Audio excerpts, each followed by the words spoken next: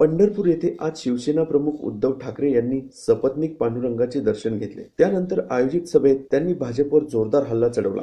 निवडणुका जवळ आल्या की भाजपच्या अंगात देव घुमू लागतो। आधी हिंदूंचे दैवत असणारे राम मंदिर बांधा व शेतकऱ्यांची पूर्ण कर्जमाफी करून सातबारा कोरा करा, हे महत्त्वाचं असून जागा वाटप गेलं खड्ड्यात असं सांगत पंढरपुरातील महासभेत भाजपवर शिवसेनेचे उद्धव ठाकरे यांनी कडाडून हल्ला केला।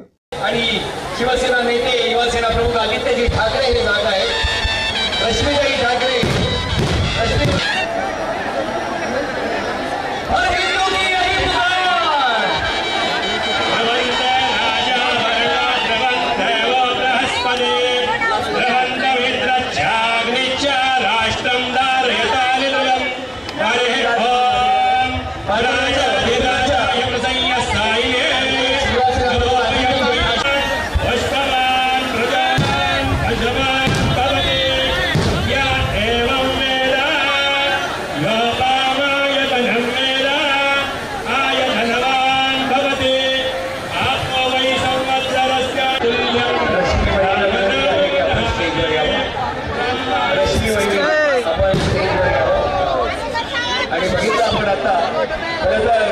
पक्षप्रमुख उद्धवसाहेब ठाकरे यांच्यासाठी एक असं शिवसेनेकडून ठेवण्यात आलं होतं, पण पक्षप्रमुखांनी सांगितलं नाही।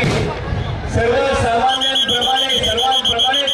मी स्थान ग्रहण करीन, असे हे सर्वांमध्ये असणारे, सर्वांचा आदर करणारे, माणसाप्रमाणे प्रेम करणारे हे सुसंस्कृत नेतृत्व शिवसेना पक्षप्रमुख आदरणीय उद्धवसाहेब ठाकरे।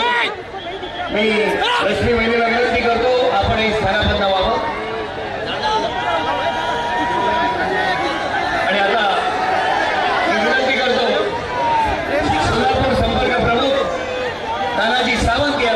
त्यांनी प्रस्तावित करावं। रुको ऑफलाइन है, रुको। अरे वहाँ नहीं, लेकिन हो ही नहीं रहा तो क्या करेगा?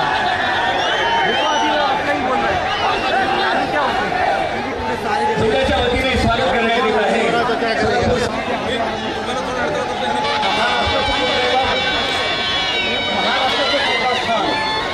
छत्रपती शिवाजी महाराज आई तुळजाभवानी माननीय बाळासाहेब ठाकरे आमचे पक्षप्रमुख माननीय उद्धवजी ठाकरे साहेब, आदित्यजी ठाकरे साहेब, ये लो पकड़ो, ये लो इथं जमलेले आमच्या पक्षाचे सर्व सन्मान। हाँ बोलो ना सर, बोलो। आणि या भारताच्या दक्षिण काशीमध्ये हजर असलेला, उपस्थित असलेला माझा सर्व शिवसैनिक त्यांना मानाचा मुद्रा। मित्रांनो, आपल्याला माहित आहे की उद्धव साहेब पहिल्यांदा अयोध्येला शरणीने जाऊन त्या ठिकाणी संबंध हिंदुस्थानातील हिंदूंना संबोधित करण्याचं काम त्या ठिकाणी करण्यात आलं। आणि ह्या अयोध्येच्या मुद्द्यावरती उद्धव साहेबांनी नंतर पेरणी असल्यामुळं शेतकऱ्यांना कुठलंही साधन राहिलेलं नाही, आणि त्याच्यासाठी आमची कळकळीची विनंती आहे की ज्याचं जिरायत आहे त्याला हेक्टरी 50,000ची मदत, आणि ज्याचं बागायत क्षेत्र आहे त्याला हेक्टरी 1 लाखाची मदत मिळावी, हे माफक अपेक्षा आज मुख्यमंत्री नाही। आज शेजारच्या राज्यामध्ये बघितलं, तेलंगणासारखं छोटंसं राज्य आज अतिशय स्वप्न साकार करणारा त्यांनी प्रकल्प राबवलेला आहे, नदीजोड प्रकल्प। आणि महाराष्ट्राची अर्थव्यवस्था भारतात एक नंबर असताना आपलं शासन मागचं सरकार तरी भुकरवतं सोडून द्या। हे मी बोलतो ते मी करून दाखवतो, आणि जे करून दाखवतो तेच मी बोलतो। पंतप्रधान जे बोलले की 20 शेतकऱ्यांचं उत्पन्न दुप्पट केल्याशिवाय राहणार नाही, लोकांनी असेच तुमच्यासारखे लोक जमले होते, टाळ्यांचा कडकडाट केला। किती साली? 2022, म्हणजे मध्ये 2021ला तुम्ही कोणाला मत द्यायला पाहिजे? मलाच द्यायला पाहिजे। 2021ला पुन्हा मी पंतप्रधान झालो, आणि 2000 हा घोटाळा कशाचा आहे? आपल्या सैन्यासाठी, आपल्या देशासाठी जी विमान खरेदी करायची आहे त्या विमान खरेदीमध्ये घोटाळा झालाय, असा एक मोठा समज मी असा आरोप आहे। आणि त्याच्याबद्दल सुद्धा जे काही प्रश्न निर्माण केले गेले त्या प्रश्नाला उत्तर दिली गेलेली नाही, पण कोर्टाने कशी क्लीन चिट केली मला माहिती नाही। असं म्हणतात कोर्टाने क्लीन चिट केली, पण ज्या सैन्यासाठी तुम्ही विमान खरेदी करता आहात त्या विमान खरेदी करण्यामध्ये घोटाळा होतोय आणि मधल्या काळामध्ये जो आपला सैनिक जीवाची बाजी लावून आपल्यासाठी तिकडे सीमेवरती लढतो आहे, प्राण गेला तरी वेळात तर रोज सैनिक आपले मरतातच आहे, देशासाठी शहीद होतातच आहे. पण ज्या सैन्यासाठी तुम्ही विमान खरेदी करताना सुद्धा त्याच्यामध्ये घोटाळा होतोय, त्या सैन्याची पगार वाढ करण्याचा जो काही प्रस्ताव आला होता, तो प्रस्ताव आपल्या या सरकारने नाकारून टाकला, केंद्र सरकारने. खरंय का खोटे का खरंय की खोटे?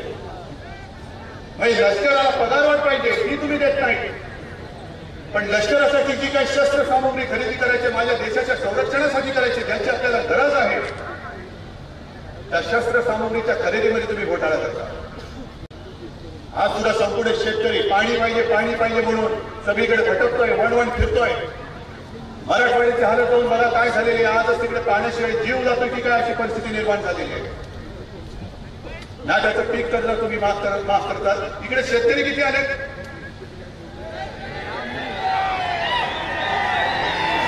आलेत ना? मग माझ्या प्रश्नाला खरं उत्तर द्यायचं. मला प्रामाणिकपणाने सांगा, किती जणांचं कर्ज माफ झालं? हात वर करून सांगा, किती जणांचं कर्ज माफ झालं? खोटं बोलू नका, मला बरं वाटेल म्हणून बोलू नका. उलट तुमच्या सगळ्यांचं कर्ज माफ झालं असेल तर मुख्यमंत्र्यांपेक्षा सगळ्यात जास्त आनंद मला होईल. पण इथे आलेले एवढे शेतकरी, लाखो शेतकरी असताना 32,000 कोटीची कर्जमाफी केली गेली, असं जो काही डंका पिटला जातोय, त्या 32,000 कोटीच्या कर्जमाफीमध्ये माझ्या इथे जमलेले एक सुद्धा शेतकरी त्याचं कर्ज आजपर्यंत माफ नाही झालं. पीक विमा योजनेचे किती हप्ते तुम्हाला मिळाले? परत नुकसान भरपाई किती जणांना मिळालेली? तुम्ही शेतकरी आहात ना, माझ्यासारखे शहरी बाबा शेतकरी आहात ना, तुमची कर्जमाफी झालेली नाही, तुम्हाला पीक विमा योजनेचा हप्ता किंवा नुकसान भरपाई मिळाली नाही, पाण्याची तर काही चर्चाच करू नका. मग जे पी साईनाथ म्हणून आहेत त्याने एक मोठा आरोप केलेला आहे, फार गंभीर आरोप आहे, आणि त्याने असा आरोप केलाय की पीक विमा योजनेमध्ये सुद्धा राफेल सारखाच मोठा. त्यानंतर सायंकाळी चंद्रभागे तीरावर महाआरती करण्यात आली.